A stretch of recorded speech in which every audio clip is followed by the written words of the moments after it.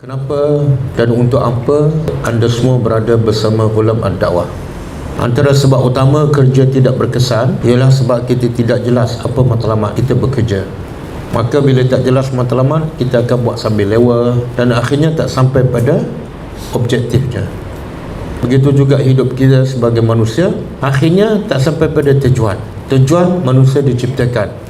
Sebab kita tak jelas, kebanyakan manusia tidak jelas apa tujuan dia dicipta oleh Allah Subhanahu wa taala.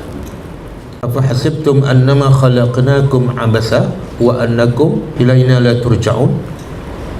Allah bertanya, adakah kamu sangka kami cipta kamu ni abasa, sia-sia? Adakah patut aku cipta kamu ikut suka kamu nak buat apa-apa? Nak makan apa? Nak cakap apa? Nak buat apa?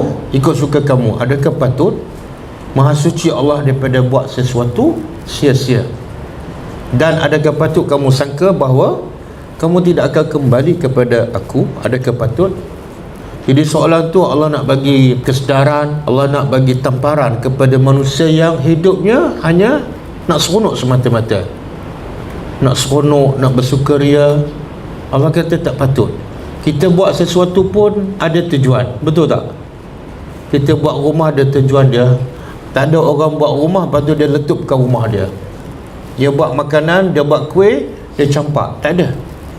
Jadi kalau manusia buat sesuatu pun ada tujuan. Maka takkanlah Tuhan cipta manusia, Tuhan cipta langit dan bumi tak ada tujuan, ikut suka kamu. Tak. Jadi Allah cipta kita ada tujuannya. Dan kerana tujuan itulah kita tubuh pertubuhan Ghulam Ad-Da'wah selama. Allah sebut dalam Al-Quran, auzubillahi minasyaitonir rajim, wa iz qala rabbuka lil malaikati inni ja'ilun fil ardi khalifah. Ketika mana wahai Muhammad, Tuhan engkau berkata pada para malaikat. Masa tu manusia belum diciptakan, tapi Allah dah bagi tahu awal kepada malaikat, wahai Muhammad, ingat tak ketika mana Tuhan engkau berkata pada para malaikat? Apa yang Allah berkata pada malaikat? Inni ja'ilun fil ardi, sesungguhnya aku nak cipta manusia fil ardi, di atas muka bumi. Sebagai apa? Sebagai khalifah. Apa makna khalifah? Khalifah ni mana pengganti. Sebab itulah Abu Bakar radhiyallahu anhu dipanggil khalifah Rasulullah, pengganti kepada Rasulullah sallallahu alaihi wasallam. Dan kita sebagai khalifah Allah, pengganti apa? Ada pendapat mengatakan setelah Allah cipta jin dan jin gagal melaksanakan tugasnya untuk memakmurkan bumi, maka Allah pun cipta manusia sebagai pengganti kepada jin.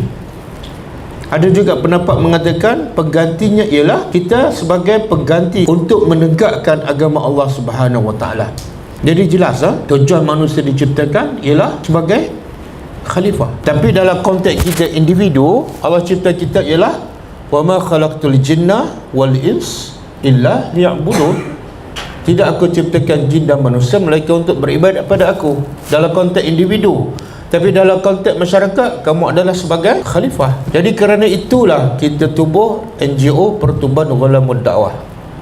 Dan hari ini insya-Allah semua guru ke staf ke yang berada di bawah naungan Ghulam Ad-Da'wah akan lebih memahami kenapa mereka berada di bawah Ghulam Ad-Da'wah. Bukan kerana Ghulam Ad-Da'wah, bukan kerana saya, bukan kerana duniawi, tapi kerana nak melaksanakan tanggungjawab kita sebagai khalifah. Ghulam Ad-Da'wah hanya sebagai wadah sahaja yang kita sediakan untuk sesiapa yang nak menjadi khalifah.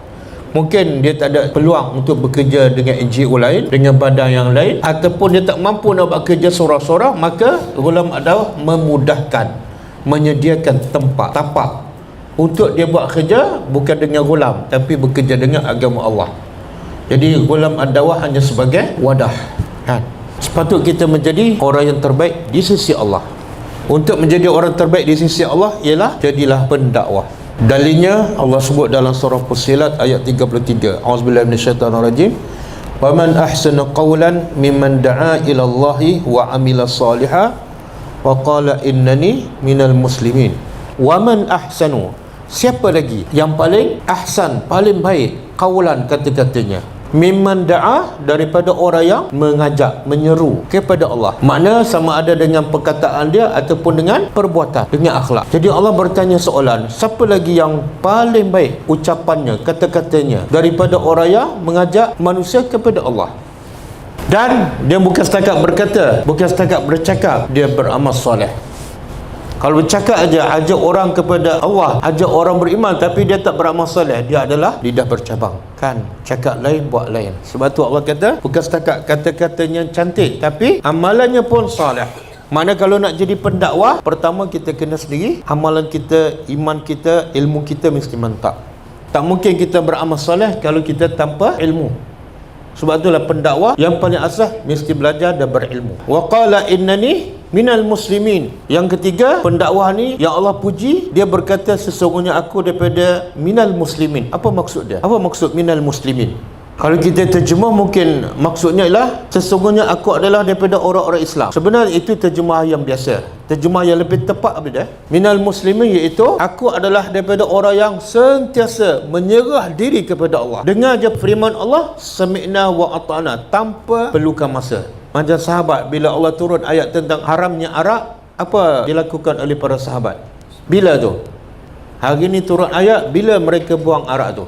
Secara langsung, kalau ayat turun pukul 4 petang, pukul 4 petang dia buang arak, walaupun yang ada kat tangan. Itu makna muslimin. Kalau dengar ayat tentang hijab pukul 5 petang, bila isteri-isteri sahabat tutup kepala, yang dah berpuluh tahun mereka buka aurat, buka kepala, tiba-tiba turun ayat hijab pukul 5 petang, pukul berapa dia tutup? Itu makna muslimin, serah diri. Kadang-kadang kita mengajar orang kan, tapi banyak yang kita dengar ayat Allah kita tak ikut pun. Macam mana kita nak jadi orang yang terbaik?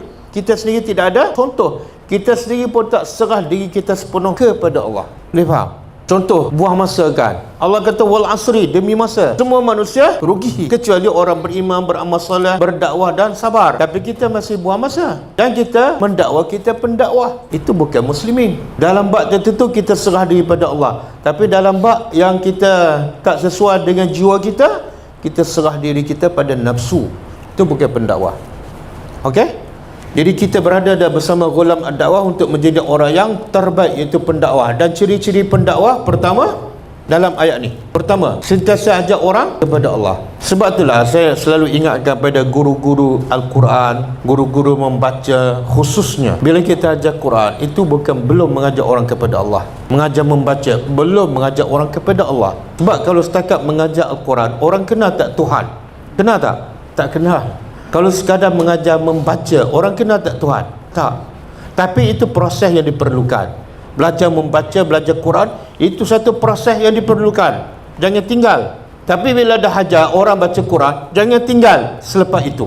Oh, kamu dah boleh baca, dah khatam, tinggal. Itu bukan pendakwah, itu guru Al-Quran. Dia bukan orang terbaik. Orang terbaik ialah da'a ilallah, bukan mengajak Al-Quran. Jadi sekarang mana-mana yang masih menjadi guru Al-Quran sampai hari ini kena berubah minda dia. Kena ada perubahan. Ataupun orang panggil apa? Anjakan. Oh, pandai ya. Kena ada anjakan. Sampai bila kita nak jadi guru Al-Quran? Sebab itulah zaman mak opak kita, nenek moyang kita, banyak guru Quran, betul? Tapi setakat guru Quran sampai mati, guru Quran sendiri pun tak berubah. Yang belajar Quran pun tak berubah sebab dia bukan da'a ilallah. Kita nak ajak orang kepada Allah, kita sendiri mesti apa? Mesti kenal Tuhan. Kalau kita tak kenal Tuhan, macam mana kita nak ajak orang supaya sembah Allah? Kita sendiri pun tak kenal. Contohlah, bila masuk waktu solat, kita tak pergi solat. Kenal tak kita Tuhan? Bila dengar azan, hayya 'alas salah, jom kepada solat. Hayya 'alal falah, jom kepada kerjaan. Kita buat tak tahu. Tapi besok kita mengajar Quran. Kita kenal tak Tuhan? Tak kenal. Orang kenal Tuhan ialah bila dipanggil Allahu Akbar, Allahu Akbar, berhenti on the spot. Itulah pendakwah. Kamu sendiri tak kenal Tuhan, macam mana kamu nak ajak orang supaya sembah Allah? Kamu sendiri pun tak kenal Tuhan. Ustaz, saya dah kenal nama Allah 99, saya hafal. Itu bukan kenal. Kenal ialah bila dengar sami'na. Sebab itulah Nabi pendakwah yang nombor 1 terbaik. Bila dengar azan, walaupun Nabi bersembah dengan orang yang paling dia cinta, iaitu Aisyah radhiyallahu anha. Apa Nabi buat bila dengar azan? Nabi berhenti. Bila dia sebut Allahu Akbar, Aisyah tu kecil. Aisyah pun berhenti bersembah dengan Nabi. Sebab apa? Bila sebut Allahu Akbar, Nabi pun kecil. Yang besar ialah Allah. Itu makna kita kenal Allah. Dan ketika itu kita layak mengajak orang kepada Allah. Kalau solat kita pun berterabur, Kan solat pun lintang pukang, macam mana nak jadi pendakwah, lepas tu mengajar pula Quran? Boleh faham? Jadi mengajak orang kepada Allah, syarat pertama, kita sendiri kena kenal Allah, kita sendiri kena memuliakan Allah, kita sendiri kena membesarkan Allah dalam kehidupan kita. Allah kata apa? Sami'na wa ata'na. Jangan ambil masa, jangan banyak alasan. Kalau tak, kamu tak layak menjadi tak seberapa nak suruh orang sembah Allah.